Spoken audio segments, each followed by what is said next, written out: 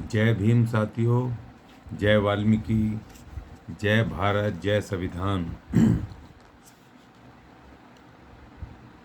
साथियों, आज creamy layer के ऊपर विशेष चर्चा करने की ज़रूरत है और इसीलिए मैं सिर्फ क्रीमी लेयर पे बात करूँगा, क्योंकि हमारे बहुत सारे लोग कंफ्यूज हैं। ख़ास तौर पे जो क्रीमी लेयर की हद में आ सकते हैं, उनको लगता है कि वो क्रीमी लेयर के विरुद्ध ज़्यादा बोल रहे हैं। मेरे फेसबुक पे भी एक दो लोग लिख रहे हैं, कुछ फ़ोन भी कर रहे हैं, क्योंकि क्रीमी लेयर लगना वर्गीकरण के साथ बहुत ज़रूरी है। हम जो लड़ाई लड़ रहे हैं अपने गरीब वंचित समाज की, कमज़ोर समाज की, उसको पढ़ा लिखा करके आगे लाना, उनको भी नौकरियां मिलना, उनको भी इसका लाभ मिलना, उनकी भी शैक्षणिक, सामाजिक और आर्थिक स्थिति दुरुस्त हो, कम से कम वो middle class, lower middle class तक तो आ सकें, एक एक नौकरी तो मिल जाए एक एक परिवार को, उनको इतनी एजुकेशन तो मिल जाए कि अगर नौकरी भी ना मिल पाए तो अपने वो ट्यूशन पढ़ा करके या अपने और प्राइवेट सेक्टर में अपने अच्छे अच्छे काम धंधे करके एक अपना एक सम्मानित जीवन स्तर को, एक उच्च, थोड़े अच्छे जीवन स्तर की तरह तो रह पाएँ, एक फ्लैट ले पाएँ, कम से कम एक अपना बेहतर, एक अच्छा रेजिडेंशियल इलाके में अपनी जीवन को उतना कर पाएँ कि कम से कम 30-40-50 हज़ार रुपये महीने कमाने की स्थिति में आ जाए एक परिवार। तो हम उसके लिए लड़ रहे हैं। और मैं व्यक्तिगत रूप से तो मैं बिल्कुल नहीं चाहता हूँ कि अब जो ये वर्गीकरण हो, इस वर्गीकरण से भी जो ये बढ़ जाए हर एक समूह में, तो उसमें नए ये लोग खड़े हो जाएं, नया वर्ग एक बन जाए जो कि वही लेता रहे जो अभी चल रहा है। ये जो एक जाति लिए जा रही है, 2-3 जातियां लिए जा रही हैं, इनमें एक दो को मिला तो उन्होंने अपने ग्रुप बना लिए और अपने ही आसपास के लोगों को, अपने लोगों को दिलवा दिलवा करके एक नया वर्ग खड़ा हो गया जो शैक्षणिक, आर्थिक रूप से मजबूत हो गया। और उसने अपनी सामाजिक स्थिति अपने ही गरीब भाइयों से, अपने ही गरीब जातियों के साथ उन्होंने अपनी सामाजिक हैसियत बड़ी कर ली और उनके साथ उसी तरह भेदभाव करने लगा ये ग्रुप, जिस तरह की वो सवर्ण हमारे साथ करते थे। तो मैं किसी हालत में नहीं चाहूँगा कि इस आंदोलन में जो हमें हिस्सा मिले, उस हिस्से में हमारी जातियों से भी वो नए वर्ग इस तरह के पैदा हो जाएं कि वही लेते रहें, वही उसका आनंद लूटते रहें और बहुमत लोग उससे अछूते रह जाएं। तो फिर एक लड़ाई लड़नी पड़ेगी जिसके लिए और वर्षों लग जाएंगे। तो ये अभी एक मौका है कि अभी माननीय सुप्रीम कोर्ट ने जो उसके लिए उपवर्गीकरण के लिए कहा, आरक्षण में कोटे में कोटा, तो उसके साथ साथ जो उन्होंने ओपिनियन दिया है उसका क्रीमी लेयर का, तो उस क्रीमी लेयर को भी हम मजबूती से हम पकड़ के चलें। माननीय प्रधानमंत्री जी ने वैसे तो मना कर दिया है, लेकिन हमें उनको इन्फ्लुएंस में लेना होगा, उनको बताना होगा कि क्रीमी लेयर के बिना वर्गीकरण का जो मकसद है वो सॉल्व नहीं होता है। जिन कारणों से उपवर्गीकरण किया जा रहा है, जिसकी लड़ाई थी, अगर वही कारण दोबारा से कुछ वर्षों में उन वर्गीकरण की जातियों में अगर दोबारा से पुनः पैदा हो जाएंगे, क्योंकि वो होने 100% होने, तो हमें वो उसका कोई बेनिफिट नहीं मिलेगा। 10 करोड़ लोग वाल्मीकि समाज में है और अलग अलग जो वंचित जातियां, उनके भी किसी के 2 करोड़, 1 करोड़, 50 लाख इस तरह की जनसंख्या हैं जिनको नहीं मिला है। अगर उसमें भी 10-5 फैमिली अगर लेने लग जाएंगी, क्योंकि वो पढ़ने लिखने भी उन्होंने अपने बच्चे विदेशों में पढ़ा करके तैयार कर लिए हैं कि बस जैसे ही अब वर्गीकरण हो और जैसे ही इनको हमारा हिस्सा मिले वो तुरंत अपने बच्चों को छोड़ देंगे, क्योंकि कॉन्वेंट में पढ़े, विदेश पढ़ के आए। और फिर जो हमारा जो भारत में पढ़ा बच्चा है, जो फैमिली से कमज़ोर है, तो फिर रह जाएंगी फैमिलियाँ जिनको ज़्यादा ज़रूरत है इसकी रिजर्वेशन की। तो बाबा साहब के जो सिद्धांत को, जो उन्होंने उसमें संविधान में उतारा और जो उन्होंने लड़ाई लड़ी थी, वो लड़ाई फिर जीरो हो जाएगी, फिर बेकार हो जाएगी। अभी देखिए, ये जो क्रीमी लेयर का जो अभी ओपिनियन ये जो दिया है B.R. गवई साहब ने, जो खुद दलित हैं, कुछ खुद अनुसूचित जाति के हैं, उन्होंने जो 2024 में दिया है, ये आज का नहीं है। आज ही मैं एक पोस्ट देख रहा था, हमारे डॉक्टर शुक्ला साहब हैं, वाल्मीकि हैं, शुक्ला से अब पंडित जी मत समझ लेना, हमारे वो मिशन जस्टिस के, और हमारे पुराने सीनियर वाल्मीकि समाज के लीडर हैं। मैं बहुत वर्षों से उनके साथ काम कर रहा हूँ, बहुत जगहों पे मैंने काम किया है। तो उन्होंने एक आर्टिकल आज लिखा है, बहुत सुंदर आर्टिकल है, और उसमें तथ्य दिए हैं उन्होंने। जो क्रीमी लेयर को सबसे पहले SC ST के कैटेगरीज में क्रीमी लेयर लागू करने की बात हमारे जो जो उस समय के तत्कालीन पूर्व चीफ जस्टिस थे बाला कृष्णन जी, वो भी केरला से आते थे और केरला की दलित जातियों से, अनुसूचित जाति की जाति से हैं।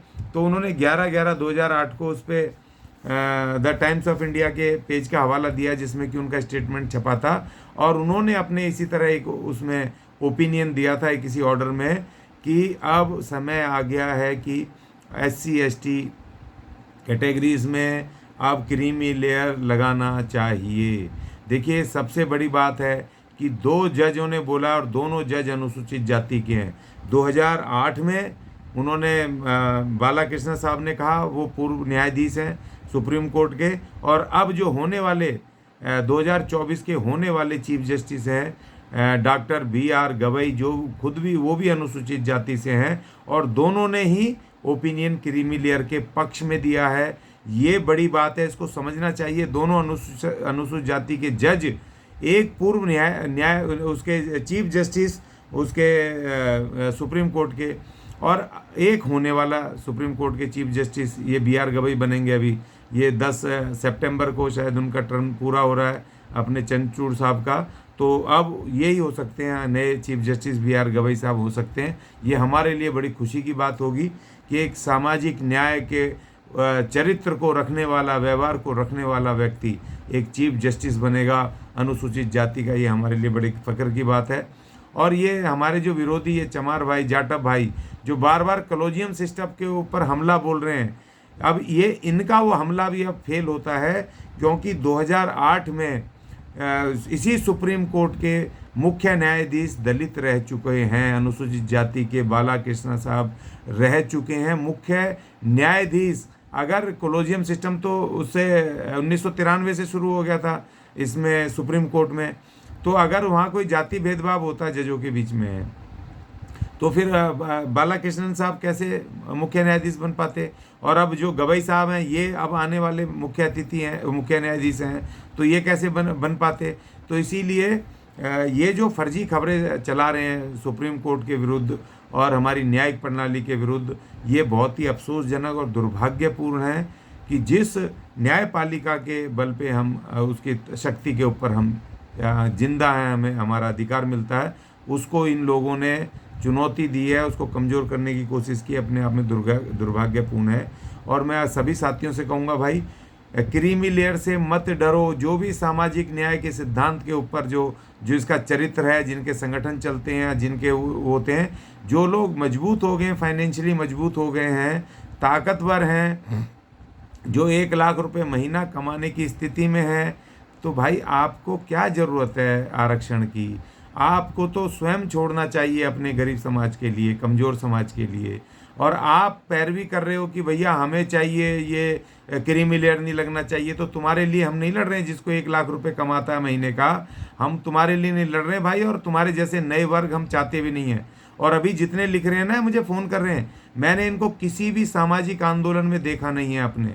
मैंने कभी इनको देखा नहीं है कि जो हमारे संगठन या सामाजिक संगठन है उनकी आर्थिक रूप से कभी वो की हो, मदद की हो। जब भी मैं जाता हूँ तो लोग कहते हैं जी हमारे लोग तो कभी मदद नहीं करते, उल्टा छुप जाते हैं, अपनी जातियाँ भी नहीं बताते हैं। और बहुत सारे लोगों ने तो आन जात में, दूसरी जातियों में अपने लड़कों की, लड़कियों की शादियाँ कर दी हैं। वो अपने वाल्मीकि समाज से ताल्लुक़ भी नहीं रखते हैं, उनको भी छोड़ करके चले गए। तो भाई हम तुम्हारी लड़ाई नहीं लड़ रहे हैं। और मैं आखिरी में बता देना चाहता हूँ भाई कि ये जो इसका नियम है, इसका क्रीमी लेयर का, ये 70,000 अभी मौजूदा समय पे 8 लाख है। वो 8 लाख मैं बार बार कह रहा हूँ, ये निजी क्षेत्र में काम करने वालों के लिए है। जो सरकारी कर्मचारी नहीं है, ये उनके लिए 8 लाख। और ये 8 लाख भी अब 12 लाख रुपए उसने संसदीय कमेटी ने मान लिया है, क्योंकि जो जस्टिस रोहिणी कमीशन है OBC उसके लिए जो बनी है, उन्होंने 15 लाख रुपए साल का इसको करने का कहा है। तो उन्होंने 12 लाख तो मान लिया है, लेकिन देर सवेर क्योंकि हर 3 साल में बढ़ता है, वो 15 लाख भी हो जाएगा। तो इसका मतलब 1 लाख रुपए महीना कमाने वाला आदमी भाई तुम क्यों चिंता कर रहे हो, क्यों तुम उन चमार भाइयों की तरह तुम इसको छीनना चाहते हो गरीब आदमी से जो आखिरी पायदान पे खड़ा है। तो हम तुम्हारी बात नहीं सुनेंगे। क्रीमी लेयर प्राइवेट सेक्टर में जो 1 लाख कमाएगा ये उसके ऊपर लागू होगा, और जो 1 लाख रुपए कमा रहा है उसको कोई ज़रूरत नहीं आरक्षण की, और जो 99 1 लाख रुपए से 1 रुपये भी कम कमा रहा है उसको भी रिजर्वेशन मिलेगा। तो जो इतनी बड़ी ऊंचाई पर 99,999 रुपये कमा रहा है उसको रिजर्वेशन मिलेगा, जिसको 1 लाख कमा रहा है उसको नहीं मिलेगा। तो क्या दिक्कत है भाई इसमें। और जो सरकारी क्षेत्र में काम करते हैं, पक्के सफाई कर्मचारी हों या 4th क्लास एम्प्लॉय हों या B कैटेगरी तक के कर्मचारी हों, उन पे रिजर्वेशन ये क्रीमी लेयर नहीं लगेगा। ये उसमें फाइनेंशियल क्राइटेरिया नहीं है। चाहे आपकी 2 लाख रुपए भी तनख्वाह है, आप पे नहीं लगेगा। वो उस पर लगेगा जो डायरेक्ट A क्लास अधिकारी भर्ती होगा, उसके ऊपर ये क्रीमी लेयर लगेगा। तो आप सरकारी कर्मचारी 4th क्लास 3 क्लास 2 क्लास के जो कर्मचारी हैं मत डरो, तुम्हारे ऊपर 1 लाख का या ये क्राइटेरिया नहीं लगता है। उसमें पोस्ट के हिसाब से होता है, डायरेक्ट IAS IPS लगेगा। अब वो 4-5 लाख रुपए कमाएगा तो भाई उसको क्या ज़रूरत है। और यहाँ भ्रष्टाचार इतना है कि जब उस पोस्ट पे बैठते हैं तो चाय पानी भी मिलता रहता है, और जॉब गारंटी है तुम्हारी। 62 साल की उम्र हो गई है रिटायरमेंट की, 21, 22, 25 साल में भर्ती हो गए तो 40 साल तक तुम आनंद करोगे यार उस पोस्ट का, जब भी तुम्हें रिजर्वेशन चाहिए। क्यों मांग रहे हो, शर्म करो थोड़ी बहुत।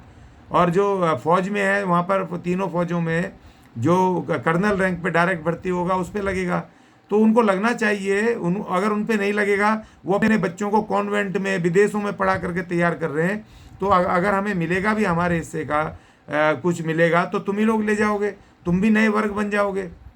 और तुम लोग हमसे ताल्लुक़ नहीं रखते हो भाई, हमें ज़रूरत नहीं है तुम्हारी, और हम तुम्हारे लिए नहीं लड़ रहे हैं। तो मैं स्पष्ट रूप से कहता हूँ, मेरे जो समाज है बिल्कुल ना डरे।